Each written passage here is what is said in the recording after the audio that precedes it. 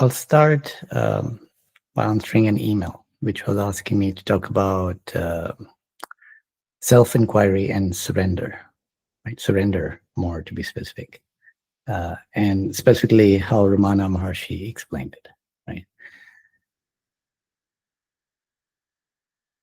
So self-inquiry, it's not supposed to be a long and arduous process of inquiring, right? What Sri Ramana Maharshi explained, it's quite basic, it's quite simple, is that whatever thoughts are arising, no matter what the thoughts, how many thoughts, whatever, you just question, to whom did this thought arise? And if you ask it to a child, they also know the answer, to I. There's no other answer. The thought arose to I. That is I. So you go, to whom did this thought arise? The answer is to I. Then the question is, who am I? To me, the more precise question is, so what is that I? Because you've already said to I, there's a knowledge and an already known fact that this thought arose to I. So what is that I? So self-inquiry is just being disciplined about doing this. Whatever thoughts arise, question, to whom did they arise? To I, most definitely to I, not to something else, someone else. What am I? And there'll be like a dot, dot, dot, there's a gap. And that gap is giving you the answer, right? The answer is not going to come in the form of a word or a thought or an experience or a feeling. The answer is the thought arose to you. That's what you are. And then all the other spirituality stuff, it's describing what that you means. Because when the mind starts to look to its source, that's how Ramana Maharshi would talk about it, right? Mind returns to its source. It looks to its source. That's just what are you at that point, right? You're just present, aware. That's the factual I. And then any next thought that comes and creates a new concept of I, that is not the factual I, that's the conceptual I, right? And in that I, we can differentiate between male and female and son and daughter and dad and mother and whatever, right? But if we only look at that point, to whom did this thought rise? To I. What am I? As the mind quiets down and there's that gap, in that gap, it's quite clear. That self is non-dual. That is the actual, factual self. And that is the end of the inquiry. The inquiry has completed. You now know. And then the reason to continue the inquiry is to clear up the wrong ideas of self, right? So now the other thing, and what this email is asking about, is that self-inquiry for a kind of mind that's very intellectual or starts to think about that question, it gets hard. And maybe surrender is the better option, right?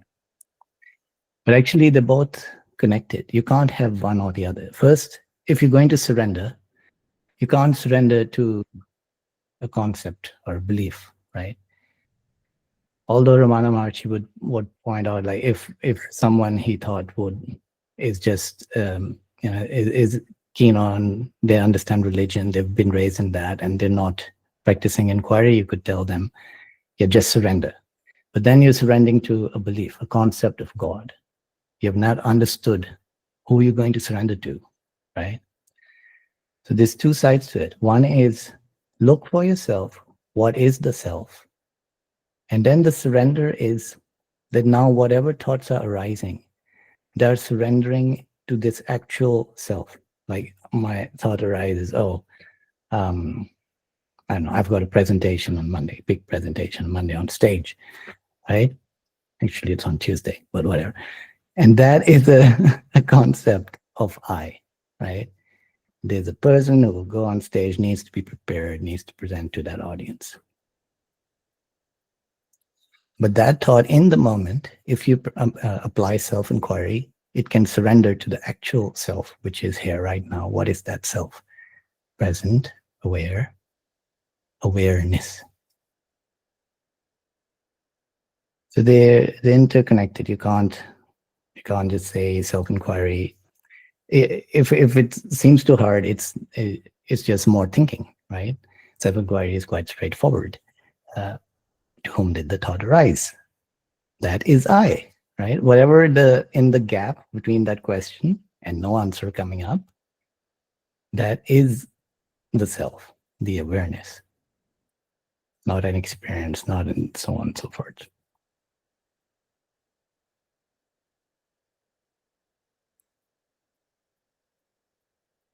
All right, let's ask questions.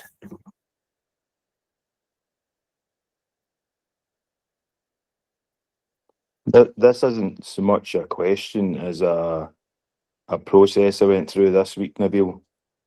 It was self-inquiry, and I was working out what a concept is.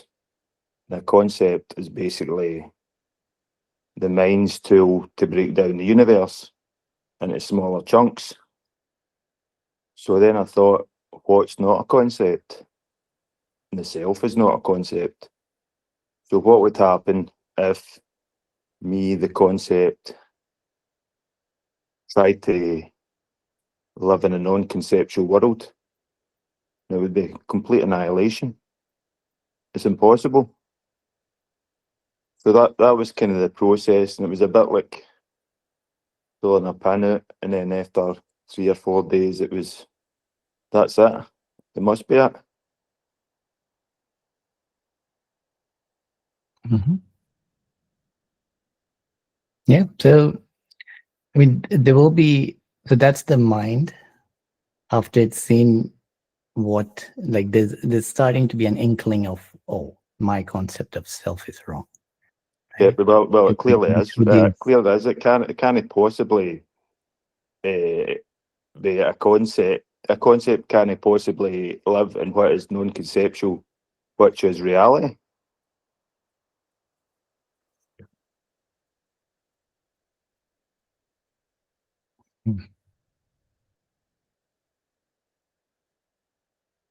So reality is non-conceptual. It's non-dual. A concept can't survive reality. A concept disappears as soon as it hits reality. Yes.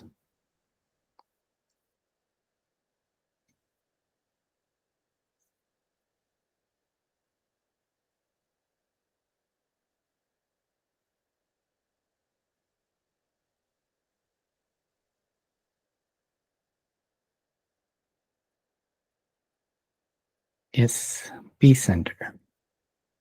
Yeah, a bit like ground zero, basically. Yep. We got a question or comment. A question. Sure. Since human language and speech, everything that comes out of that are all concepts to create an understanding. When doing this inquiry, thinking occurs so rapidly, the thoughts occur so rapidly that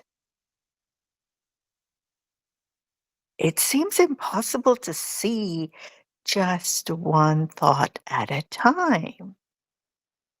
I may observe one, but then so many happen before I really focus my attention on another.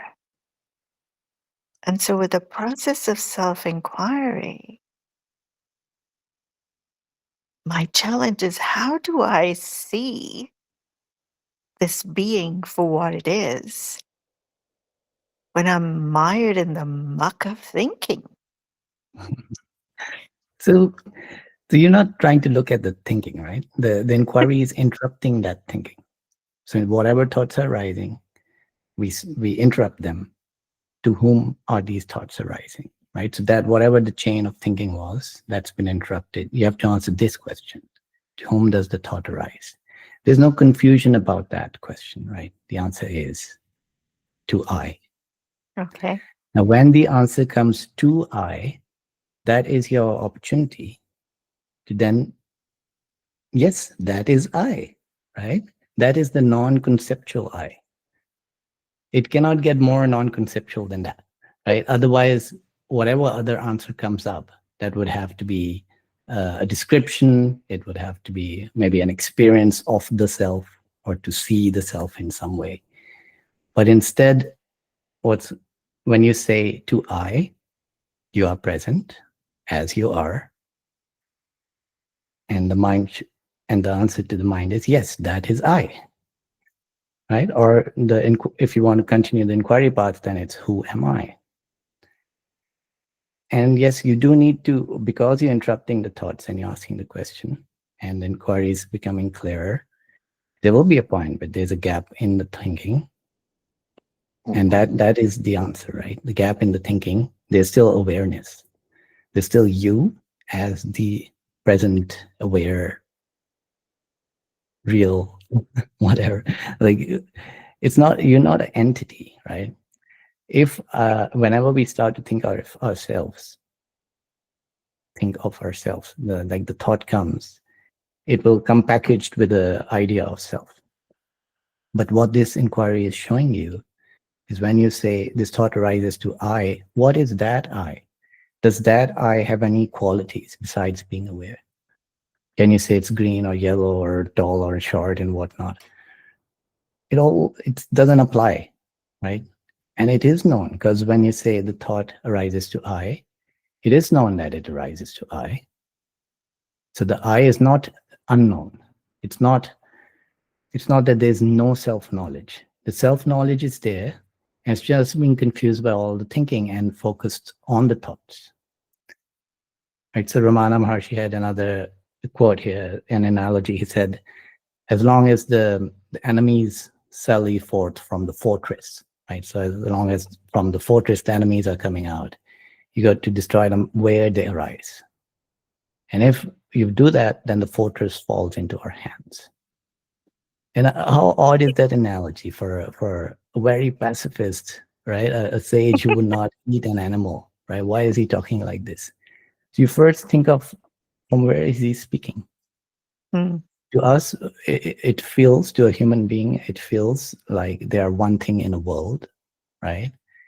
And even your mind is like attacking you, but that's not what's going on, right? The mind is the fortress. It's got its defenses, it's got its concepts. It's built this model of the universe, model of self. That is the fortress. The enemy is coming out. Enemy is a harsh term, but they're the thoughts which have the wrong concept of I, that is being cast as the enemy. How do you destroy them? With self-inquiry.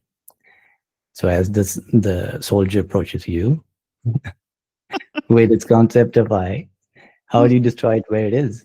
Because the concept of I, like Devi was saying, cannot stand up to the reality of I, right? Mm.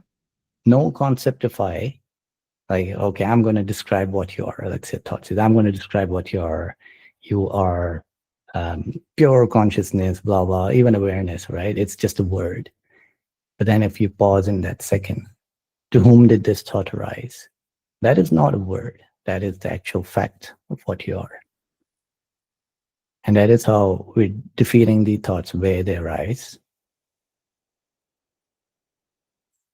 And at the end, the thoughts are, the soldiers have to surrender to, this is the actual self, right? My concept will never be good enough.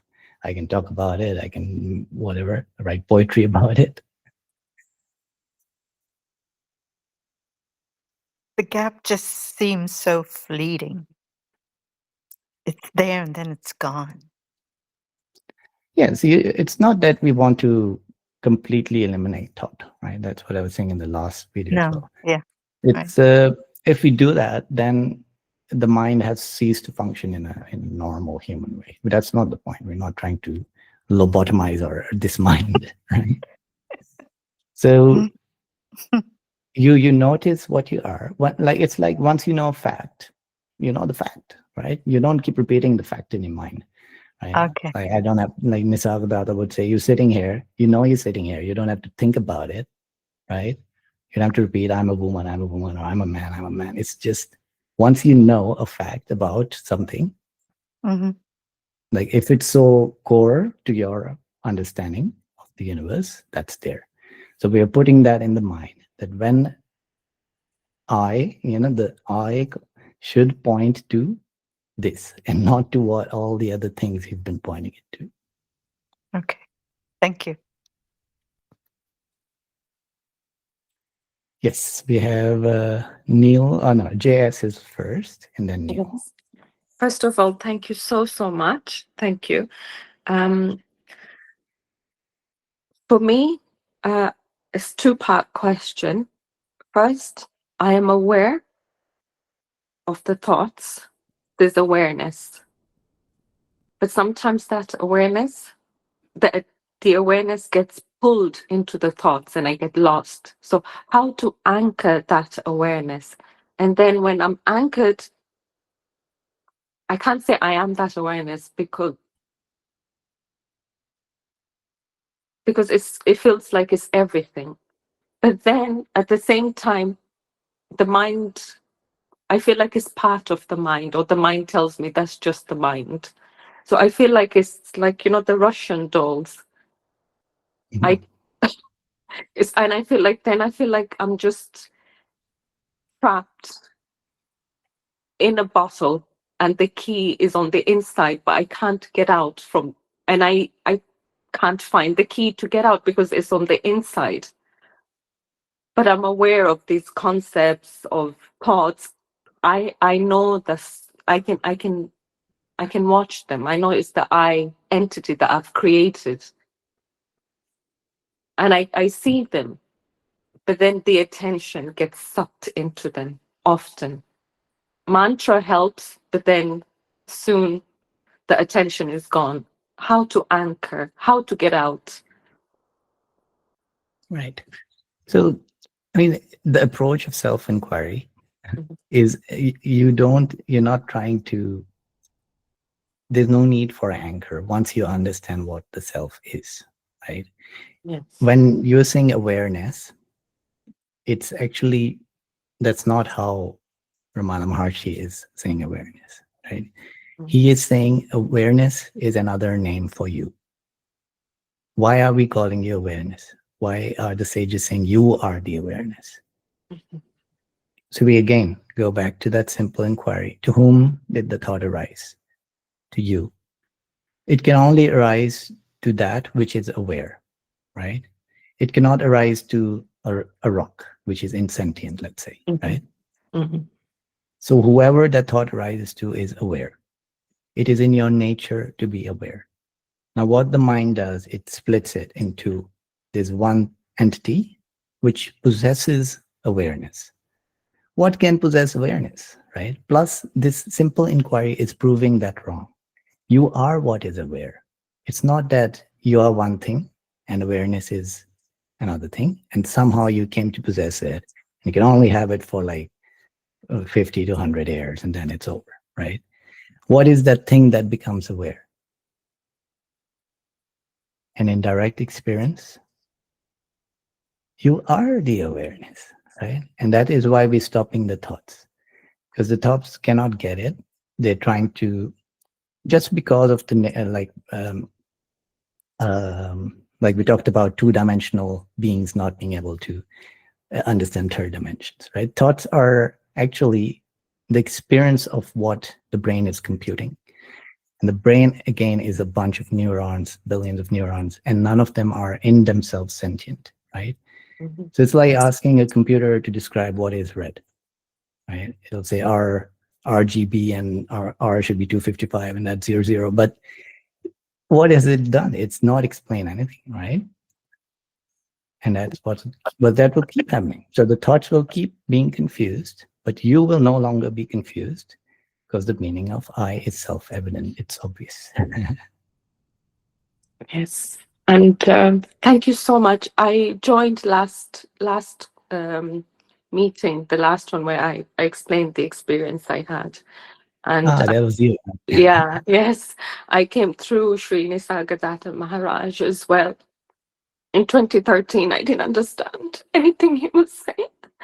I'm sorry, I don't know why I'm crying, but I feel so much gratitude for you. And I feel, thank you. It's like you're annihilating me, me, the small me. So thank you so much. Sorry, thank you. It's just the seed was planted, and it just grows.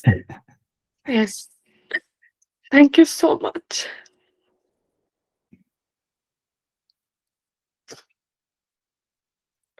Neil, do you want to ask a question? Yeah, good morning, Bill, and everybody else.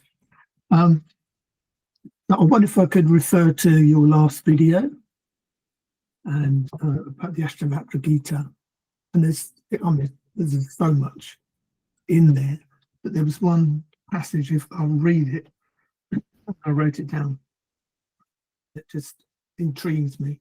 It says, one who has realized that only by caring is misery caused in the world becomes free, happy, serene, and desireless. By caring, that's the thing. That's the phrase, the word that gets me. That only by caring is misery caused in the world. I mean, that's a fascinating point, and I was wondering if you could expand on that, please. Yeah, sure. So, I mean, how mostly that will be heard is quite offensive, right? Only by caring. It means you should become selfish. And then people equate non-duality with solipsism, which is only I am aware and nothing else is aware. But that's actually the other end of the spectrum, where the ego has become so huge that you discard anything else could be conscious.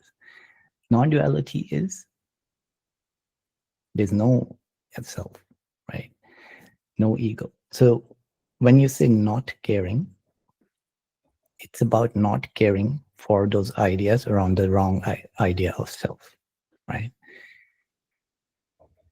If you see who has caused the most misery among humans, it's people who cared about their ideology, their religion, whatever that was, that they cared so much about it that to them that was the right thing to do, no matter what horrors they were causing, right? There's no mind which thinks itself it's evil, right? When it thinks that, then it's not doing the evil, then it's chastising itself. So that not caring is not caring for the wrong ideas of self, which can then lead to all these chains of thinking, which can go so horribly wrong. It's not that you don't help a person on the street, because that's not caring. Not caring is a detachment from just what was entirely not self. And now you know what is self. And then it's not about caring. It's the love is natural, right? Self-love, as the sages call self-love, is not love for oneself. Just Yeah. So it's not caring for your own thoughts, which might still arise because you see through them. You see how they are entertaining that wrong idea, right? They're creating the voodoo doll of someone and poking pins in them, or of yourself. And it's all false, because to whom did this thought arise? To whom did this emotion arise? That is I. That is the actual factual I versus the conceptual I. And we're not going to care. There's no need to care for that not conceptual I. Okay. I mean, actually, I must say that the last video, there's so much in that.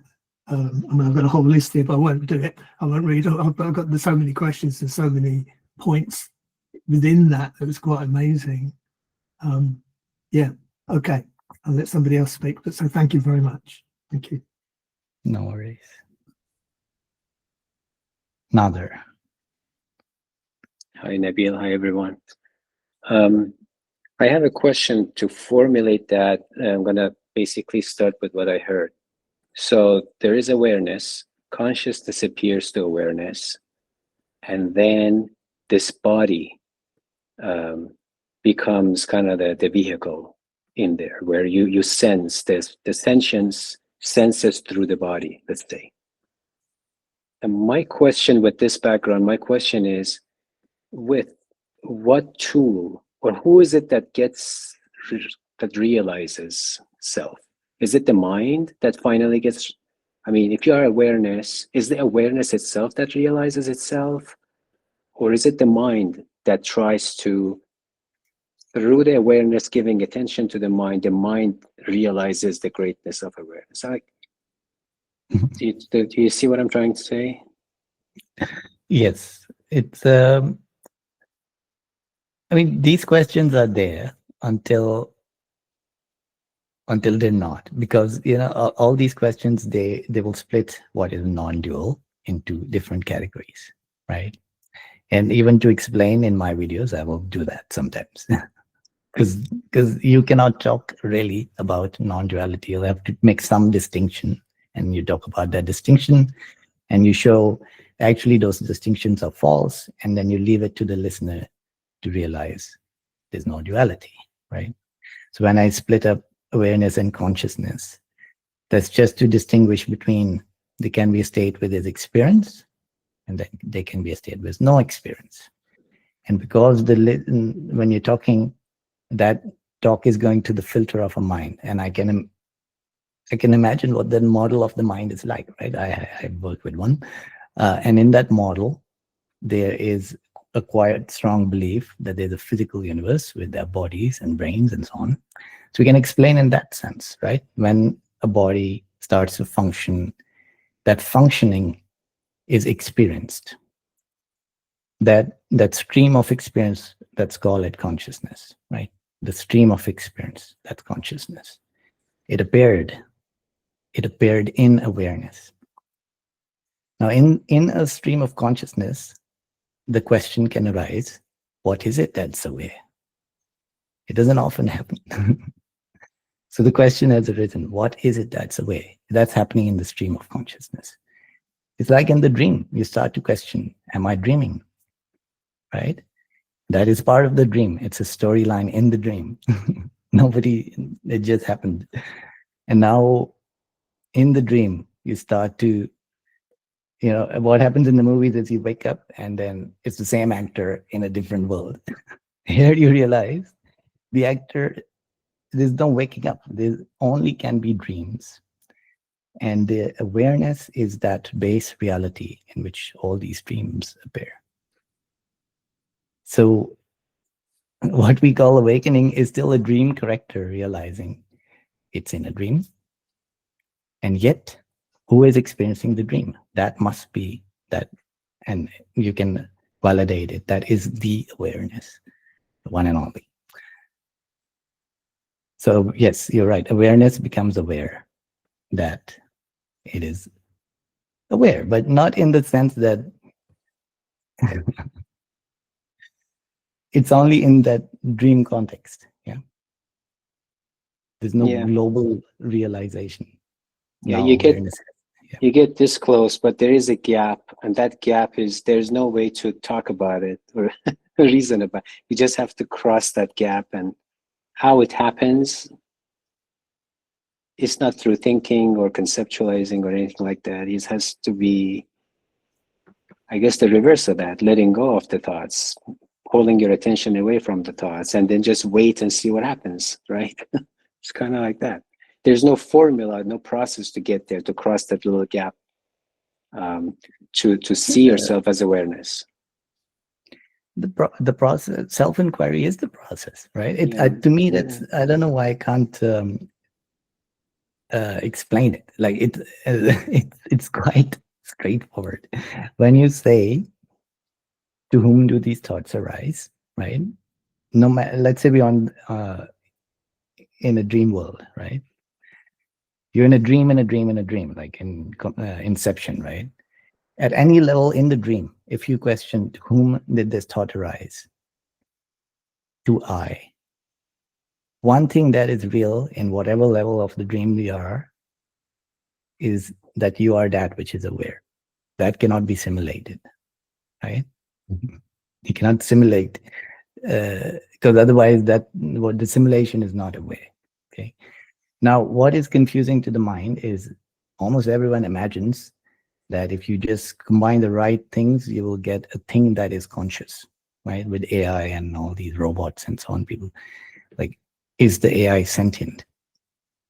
But come on, like if you meet the right conditions, the most that you can say is what has happened is now there's experience. But what is it that became conscious? Because just until 1 second before that point, right? Let's just imagine there's a point, we meet the minimum conditions for experience, now there's experience. Go 1 second before that. Same equipment, everything is same, nothing has changed. Now we have experience. So it is not the equipment, the instrument that has become conscious, right? It's never the instrument that is conscious. When experience arises, it arises to what is being called awareness. The only thing left is now to validate for yourself, is this awareness something other than what I am? And that's what self-inquiry gives you that answer. So that is it's very clear. So it doesn't matter if whatever simulation you're in. It is, but that when I'm doing the self-inquiry, I'm using my mind to do that and to reason through that, right? But there is experiential, I don't know, it's a feeling or something like that, that you feel that yourself being the awareness, right? Everything you're saying makes complete sense. But somehow... So do you know what it's like to be the awareness? No. It's like this.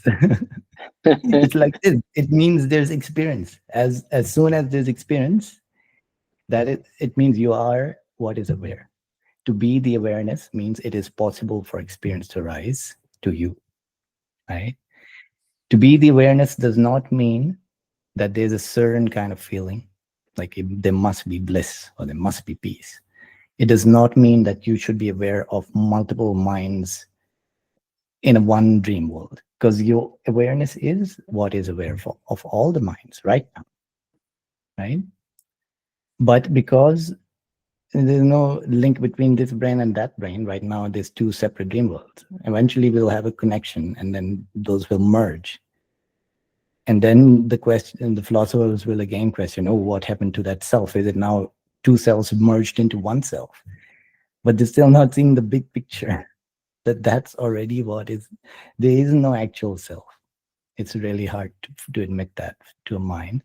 The mind we're only using to stop the thinking and focus on this thought. To whom did this thought arise? The mind will not have an answer except to I. To I. And then another thought should come in the mind and tell it, yes, that is I. What is that I? And now the mind is quiet and you are there, aware, present, real. That is what is called awareness. It's not a possession. It's not something. It is the nature of what you are being turned into a word so we can communicate. Thank you. Leslie.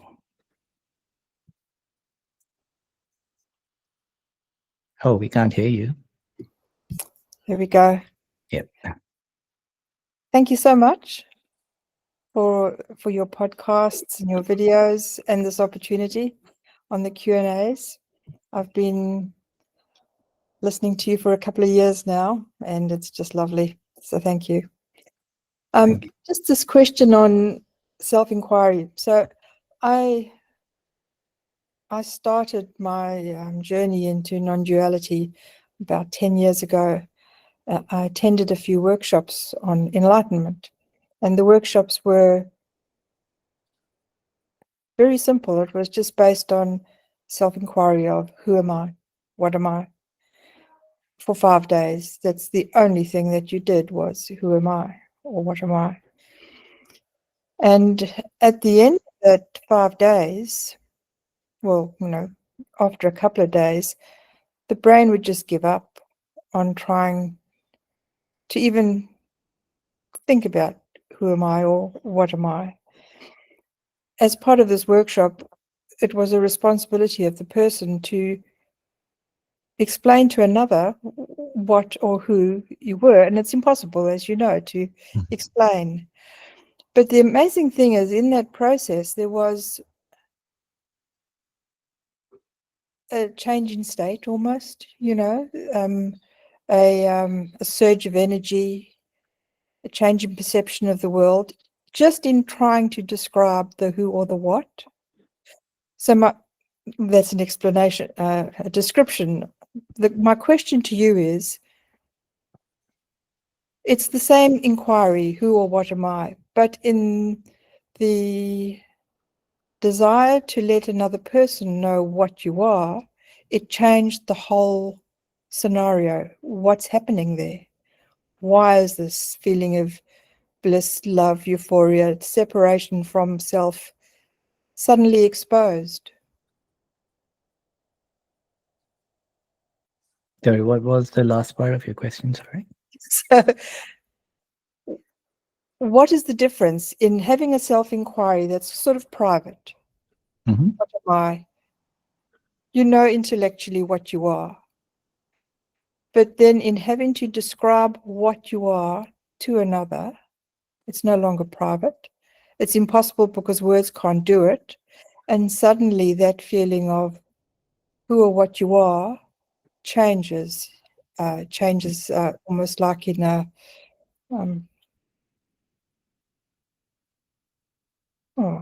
become a state almost. Your state, my state changes from being in a body to not in a body. Mm-hmm. The question is, why is it? It's the same thing, but why is it in exposing it that it becomes so obvious that it's different? So when the inquiry really works, the mind is affected, right? Because what is the mind doing most of the time? It's thinking around the wrong concept of I. It's planning, anticipating, or thinking back. What did we do wrong? What's wrong with the world and all that, right? So when the inquiry works, those kind of thinking is fizzling out and the mind is freed. That is liberation. That is the liberation, right? And then, yes, you might feel this and that and so on. But what it sounds like is in the workshop, it was just trying to implement what has been heard, that this is what should be done. But that's where it doesn't matter to be in contact, even through writings, with a sage that truly understood. They weren't just telling you this because they heard it from their sage and that's the method. They understood this is what the self is. And with that energy, they've come up with, okay, this is how I'm going to maybe try to pass it on, right? Because every dream is being had by the self. And if I can poke a hole in a dream, land an airplane there, the paper airplane, you come up with all these different ways of communicating. And what you might have, it sounds like what you experienced is, because you were focusing on the inquiry, the mind did run out of ideas. You started to feel, actually, I'm not this body. What am I, right? You've changed yourself. The mind has changed identity of self into this small thing, right? But the self is everything visible, everything heard, everything felt. That's inseparable from the self. Right? As soon as that starts to sink in, there'll be all the stuff people hope they get. You can get it. But eventually it becomes the new normal. That is the self. Like, what's there to get excited about? That is the self. So when you initially come across the methods, it might hit you a certain way. Later, it's not hitting you that way. But we should not focus on that. The only thing is to become clear. Just clear up the mind. Now we know for a fact that is I, not this other puppet, whatever, the simulation I, dream character I. And that's the difference. It just sometimes when you hit something new, opens up the mind, you have a new kind of experience. But still, that's why I keep saying the end goal is not a particular kind of experience or to remain a certain, flat line. Now, whatever experience is coming, approach it with the knowledge. I am not this body, not this mind. I am awareness itself.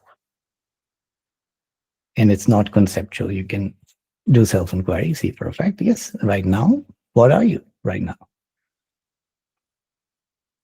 Mm-hmm.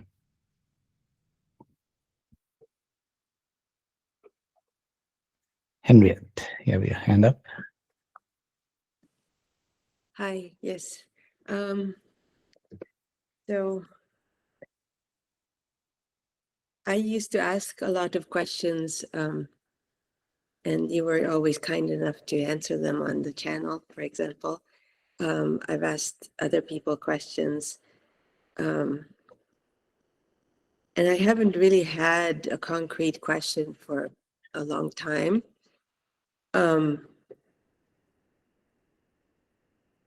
When I listen to, I always listen to your videos, for example. I don't watch them, I listen usually with my eyes closed, and I feel like I understand at that time, or it makes sense, or I'm not sure how to say it. But I feel like I'm Arjuna and I still can't get up, on the battlefield. I'm still just stuck sitting there. I can't get up. Because I feel like, and I've said this before, probably a million times on some videos when I commented that I feel like intellectually I'm getting something, but getting concepts intellectually is what's that worth, really? So I'm not really sure what to do, honestly, from here. There was something else I was going to say and now it's gone. Like some people will talk about having had these experiences where they feel like they're out of body and they can see themselves from over here and over there and all these wonderful things and bliss and blah, blah, blah. I haven't had, I mean, on the rare occasion when my mind kind of calms down and I'm really able to meditate or sort of just be aware. Yes, there is like a peace and a calmness and whatever, but I've never had any sort of magical experiences. And not that I'm looking for the magical experiences. I just feel like, I don't know, I'm stuck, I guess. So if there's anything you would suggest. Yeah, so a couple of things, right? So when you're hearing the videos or you're reading someone you know, for like Nisargadatta or Ramana Maharshi, whatever, right? What at that point it's making sense, it's perfectly true. That's not the intellectual understanding. It's not. That is you recognizing the truth. All right, because the truth is basic, it's straightforward, it's not that hard, right?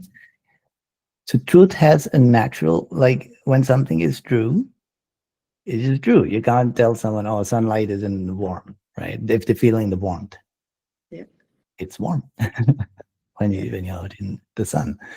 So that is the nature of truth, that it shines of its own accord, as Nisargadatta, it shines of its own accord. So that is the test of truth, right? Now, all this other stuff where you hear near-death experiences and all, and people take all kinds of substances, toad venom or whatnot. And sure, I haven't had that.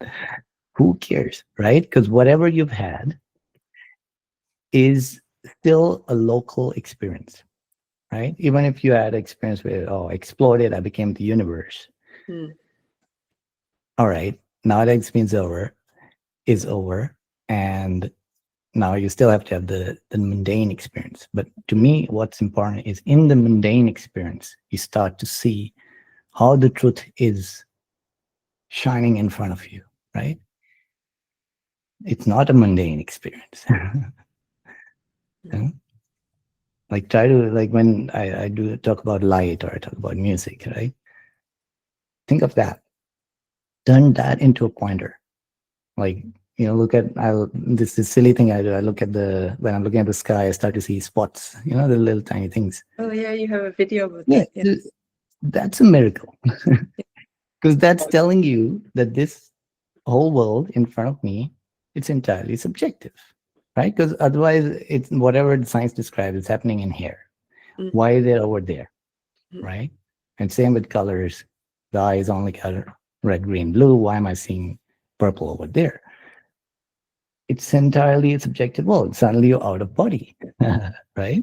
You don't need to be close to death and have an out of body experience. You are not in the body, because this whole world right now is the experience of the body, right? And no matter what substance you inject in the body, that is still the experience of this one body.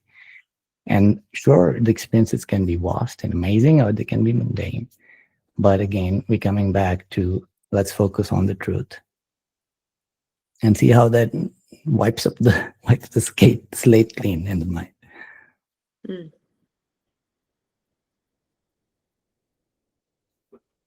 All right, Mohammed. Yeah. Thank you for all the sharing, all the information and all the knowledge, everything sharing. It was very helpful. I was. It's not a question. I just wanted to check whether I was following a little I have taken recently a different approach to it, and it feels. I just want to check if it's fine or it's. No, I just feel like there is a blocking character which was built, which is not showing the truth. Which is not allowing me to be the awareness because of that character. So instead of understanding what is awareness, what is these words, different things, and all, what they really mean. Now, let's say after I wake up, or initially I can see, okay, it's a body is there, a sentience I feel is there, and the world is there. I can just be in that.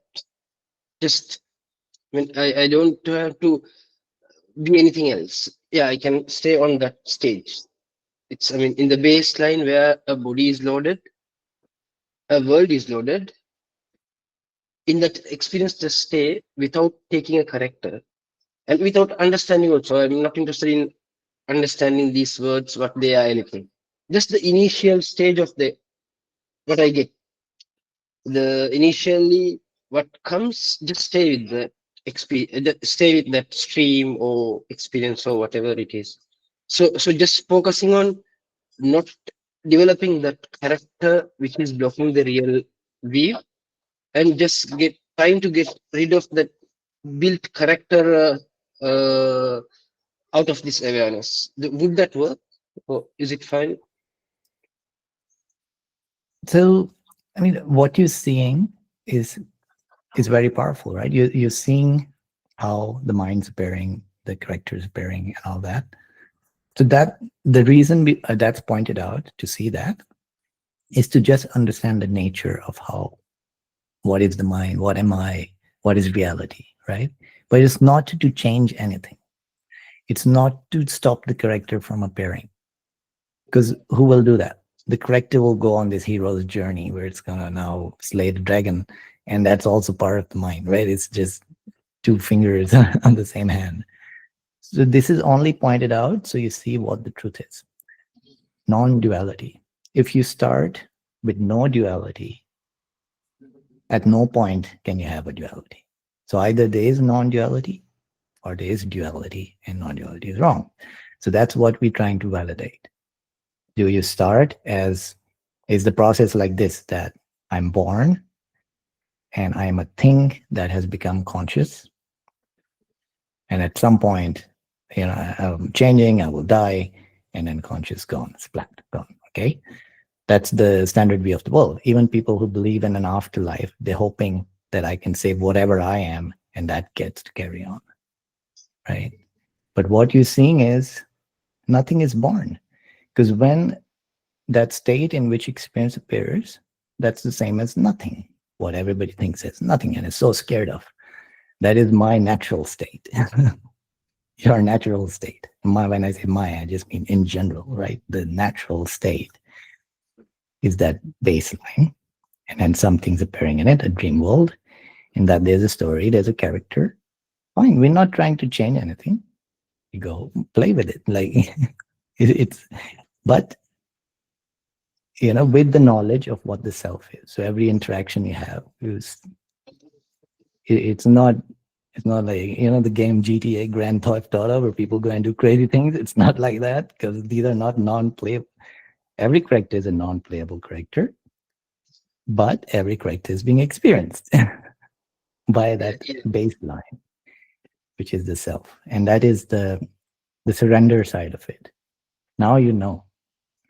Now the mind has to be devoted to the self, right? Because a mind, what does it do for these years that it works in this one body? It's so devoted to the body, right?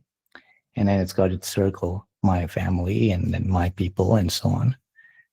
But now the mind should be devoted to the truth, the actual self. And that will change the dream, because the corrector will now have the energy, the inspiration to do stuff, better stuff, interesting stuff.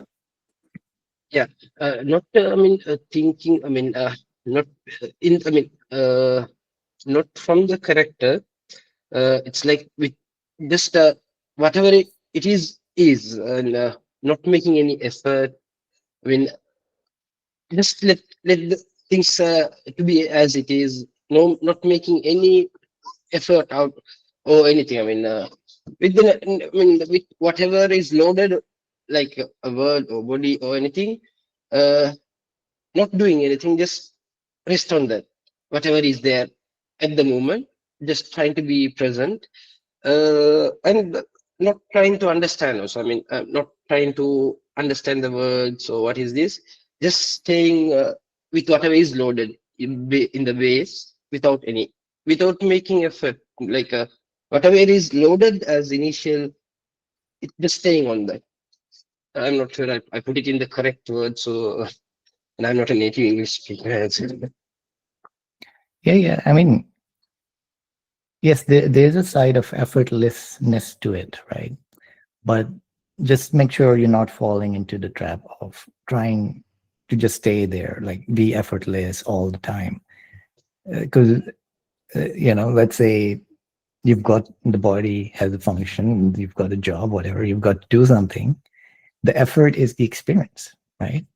You cannot have, it's a bit of a waste of life if you just, I don't encourage, what used to happen is in India or in wherever this spread, the Eastern wisdom traditions, you would see the person on the street with no clothes on, and then people look up to them. That's what they think the ideal is. That is not the ideal, right? That was a path because that person was so obsessed with the question, they took that journey. But at the end, everything is allowed. Everything is happening anyway. Nobody is doing it, right? So if the mind finds inspiration in, let's say, I don't know, doing music or writing a book, and there's effort involved, There's lots of effort involved in every video I do. I feel the effort, right? But I don't feel it as, you don't look at it the way, that usual way, right? It's not me doing it, or I'm wasting my time, or I'm using it well. It's different. How it's different is hard to say. I mean, that work, the effort what you put is now, it's naturally, it just happens. It's not before. I mean, before, when a character I was doing, it's different, and naturally it comes. Whatever Yeah. is in the, Yeah. So I just want to say, like, don't make it a job to remain restful, remain effortless, because even that's now a new kind of job. No, that's not required. Thank you. It's clear. I get it. I get the point. A3? Is it A3? Bill, thank you for the opportunity to ask a question. My question is, so from the standpoint of doing the inquiry, I understand that I'm not the body, I'm not the mind, because when I'm fast asleep, I don't have the awareness of the body and mind. And if it was true that I was the body and mind, then I should have that awareness at all times. And however, what I have difficulty in understanding is wise awareness of the nature of I. As in, there is awareness, and that is primal, prior to anything else that I experience. You know, when the experience happens, it happens because of the awareness. And how is that? How is that the self? Or how is that I? Because that I also disappears in deep sleep. And if awareness is primal and it's even prior to death, or like even after death, it's still present, then how is that absent in deep sleep? And so if that is the sense of I, if awareness is the self, if I don't know if I'm making sense. Yes, you are making Well, sense. So what's happened is you're looking at awareness is this global presence before experience, right? It's not an individual possession. And so when you say even I is not there, you're talking about the individual I. And yes, that is correct. So that was the self, the small s self, that was found to be unreal, because that just exists after consciousness begins. Then there's thought, and in thinking there is that I character, or the me. So I would like to differentiate by saying that's me, an individual character, individual persona. And then what happens is, as you realize that awareness must be there first, then there can be a dream world or a mind, and then in that there can be characters. Then the meaning of I has to change, because you are there when that experience or dream begins. So you cannot be something that appears later, right? And the second point is, what is most true to you when you say the nature of self, that is your nature? Well, if you start to take away this quality could change, that quality could change. I could be born a boy or a girl. I could be tall or short, whatever, right? There's some quality left that must be most natural to you. What is that? it seems like the answer would be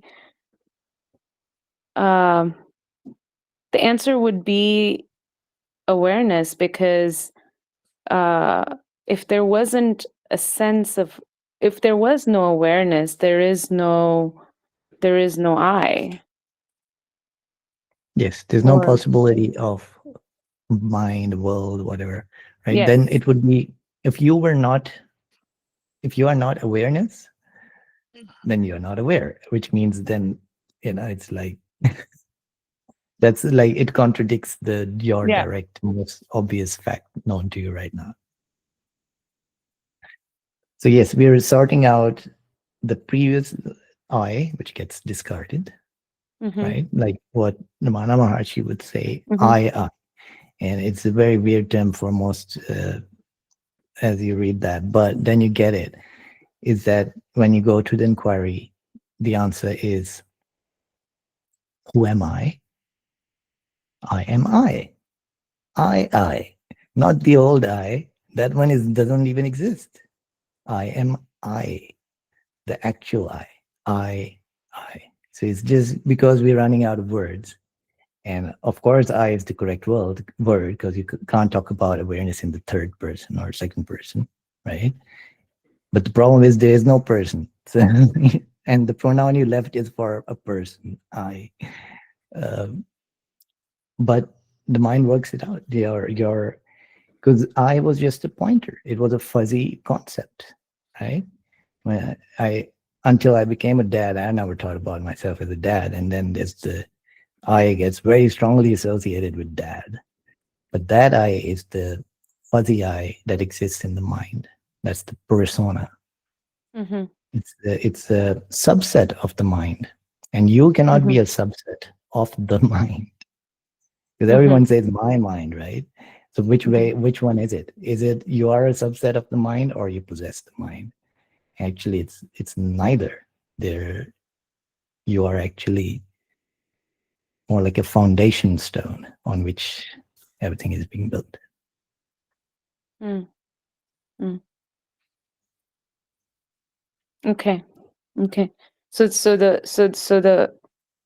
because the awareness is fundamental, and when I do the inquiry, the fundamental nature is when I realize that I'm not the body, I'm not the mind, and it's just that there is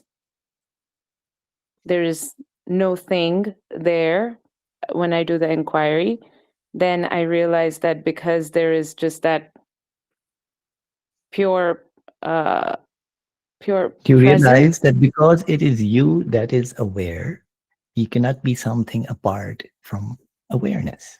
See? Oh. It is you that is aware. Because when the mind goes to this, it'll say, yes, awareness is amazing, it's fundamental, it's universal. But then there's still I. Yes. So they need to cut through that. No, that it's not like awareness is amazing thing and beautiful thing, and there's still this little me we got to get rid of. To whom do these thoughts appear? To I.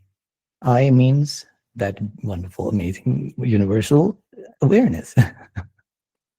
So it's clearing it up. But the I that's wonderful is not always present. Is it present when I'm fast asleep? So is awareness absent when you're fast asleep?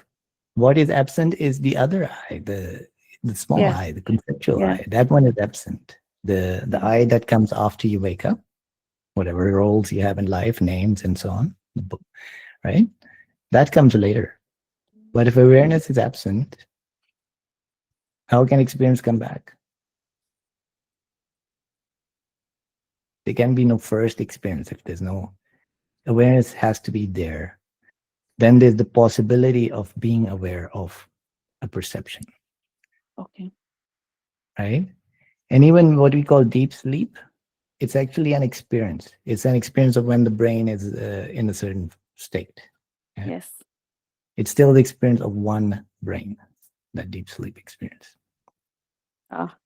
There is no experience of being awareness, because that would be what you were before this life began.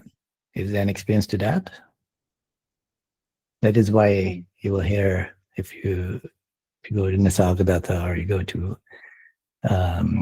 Buddhism, there's the emptiness, and what are they pointing out? The no attribute state with no attributes. Even to say awareness, yeah, it kind of breaks down there. What are you there to be aware of? But it's the best word I have, because you can't remove that quality from reality Because if you did, there's no possibility of any experience ever arising, of there ever being something appearing out of nothing. So that is the basic picture. So And what what happens when the experience starts to take place at birth? What happens from, like, what changes? So there must be some, like, even in the one body, right? You're not experiencing everything. My nails are growing, the skin cells are dying, and whatever. You're not experiencing everything. So there is some minimal condition at which something rises as a phenomena, right? And as perception in awareness. What that is, that's up to the scientists to get there and explain why. What is it? I don't know. There are theories around it and so on. But the first direct experience, what is it? It's you can experience it in, that's a few different inquiries I'd like to point out, but they're hard to get there because everything has to shut down and you have to watch it come back up. And what you watch come back up is, first of all, there's no words, no thoughts, no sense of being human, whatever. First thing is, there's a sense of existence, which Presence, is I am, but not in words. It's like, and you're coming from somewhere which was just most natural. It's not nothing. It's not what people think of as nothing, some dark, forbidding place. It's perfect, peaceful, perfectly natural. The bliss of sleep, as you might say it, right? The bliss of sleep. When I wake up, it's like, oh, I don't want to wake up. I don't want to wake up. Why don't you want to wake up? Because you are in a natural, peaceful, no mind, no world, no I state. In there, the sense of I arises. And because there is a sense of I, the mind, that's the kernel for the mind. Through these billions of years of evolution, that has been used to create experiences which can allow a life form to survive. And that's why the mind's eye is very self-centered around this protection of this body, spreading of its DNA and whatnot, right? But if you think about it, like when, because my job is quite technical, I stay up to date with all this AI stuff and so on, right? So when you build these huge machine learning models, it takes a huge amount of power to train them, right? So you start with random weights, and then you train it. There's a process called I'm getting too technical anyway, back propagation, which sets the weights and so on. But that is extremely expensive. That's why all these companies are, they're spending how many tons of water and how much power to run a whole city on a model. The brain can do it on 25 watts of power, and much better than those models, because it's not just a blah blah language, right? Why is it able to do that? Because the mind is not working. It's not a mathematical model. It's built around that kernel of existence. And then you start to poke that. Oh, that's pain. Oh, we can use pain to motivate. We can use pleasure, and then that's expanded into the mental self and the mental world and so on, right? But to get that, even to start up with that, you need consciousness. And consciousness depends on awareness. And that's how we're going to the base fundamental. What was I? What were you before you were born? When you were born, you must have been something. And it turns out it's not a thing. Yeah. It is just awareness. Okay, Daniel has been waiting very long, so we should let him ask a question. Thank you. Yes, I'm so delighted to have the chance finally to thank you for all you've done. And I discovered you a couple of years ago when my algorithm suggested to me this video that Nisargadatta describes. The ever-awaited first moment was the moment when I was convinced that I was not an individual at all. And then you went on, and he was talking about the pain of individuality. and he called it tumors, and he had said it was scalding pain and so on. Yeah, it was quite moving. And then, of course, then there was the second chapter of the Ashtavakra Gita, where you were talking about King Janaka's enlightenment and how he explained it in such beautiful terms. And I just want to thank you for the meticulous care you put into assembling all these things. And it's clear that it's there, and that you present them to us with beautiful thought and beautiful images. It's just what a luxury to have. We're so lucky to have found you, all of us. Now, I want to say something about the last one you did, the sixth chapter, the Ashtavakra, and it has to do with, I'm going to quote a line here. One who knows for certain that birth and death, happiness and misery come and go in obedience to destiny, sees nothing to accomplish. He engages in non-action, and in action remains unattached. Now, this strikes me that the whole idea of free will has baked into it an idea of separate self and individuation. How else can you have free will? So, and I think that many students of Ramana Maharshi and Nisargadatta and Ashtavakra Gita and so on all talk about limitations on that idea of free will as it's commonly conceived of. And I'm just thinking, maybe that's the one of the first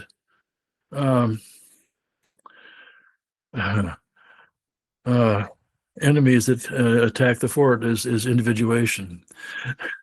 And if you can see that it just doesn't do you any good at all, and it's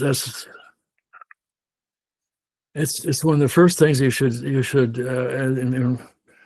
Ramana Maharshi's terms, to kill the enemy, but also in Nisargadatta's terms, saying you have to begin by rigorously rejecting the false in all its disguises.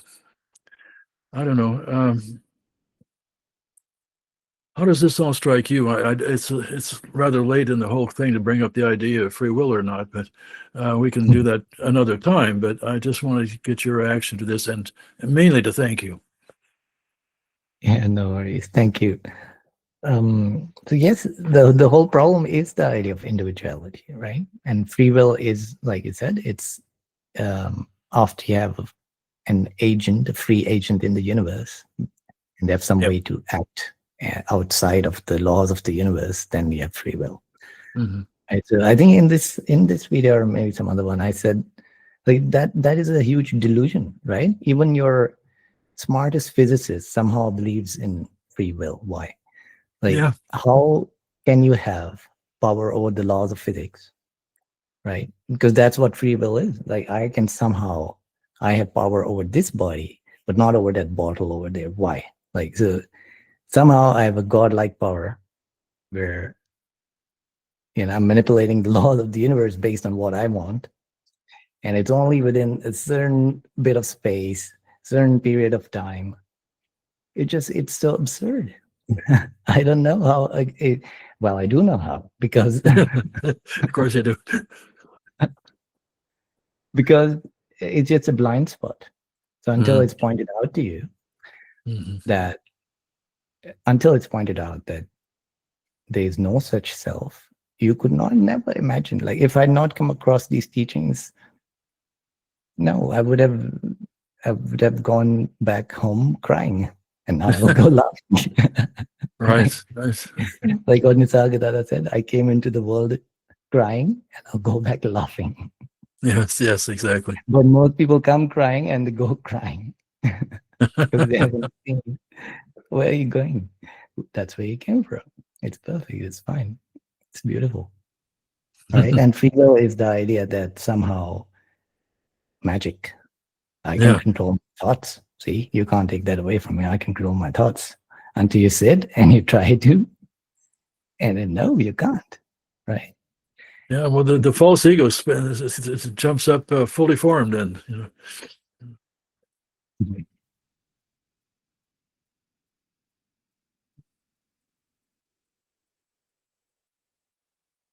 All right. We've gone over time, but if someone has any last question or comments. Yep, we have JS. You're still on mute. Sorry, yeah, sorry. So I can't thank you enough because I can sense the power and the energy field to the point that is subduing my mind. But then I was enjoying that energy, that power. But the thought then arose and said, maybe this is just the mind playing a different form. Like this, what is this? This soup, this energy. I mean, I'm enjoying from you. But it's not my energy; it's your energy. What you're feeling, and don't think of the mind as something trying to fool you or get you wrong and all that. No, there's no such mind, because then that mind would be a thing with free will and powers and all. There's no such thing. And I often catch That it anyway. energy Yes. is showing you what Henriette was talking about, right? We miss it because we've heard these tall tales, but what you're feeling, that is expanding. It's telling you, look, you're not this tiny little thing. It's not like that. And you have to find that in the most mundane things, like the experience of light, in the emotion. How deep is this emotion? Like if there's one dimension you should look at, it's depth. Yes. Yeah. But this is so powerful. I feel like like I said, it feels like it's going to annihilate everything. It's so powerful. Okay, as long as that doesn't scare you, that's fine. But that's a wrong kind of formulation. Yeah, no, it does. It doesn't. Yes, it's just how do you function then? But I just want to thank you. I feel like I don't know why I want to use this term. I've never used this, but I want to pranam at your feet, and please don't leave me. So thank you so much again. Thank you. Thank you.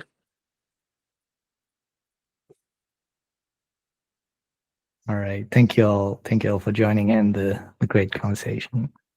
See you all soon. Thank you.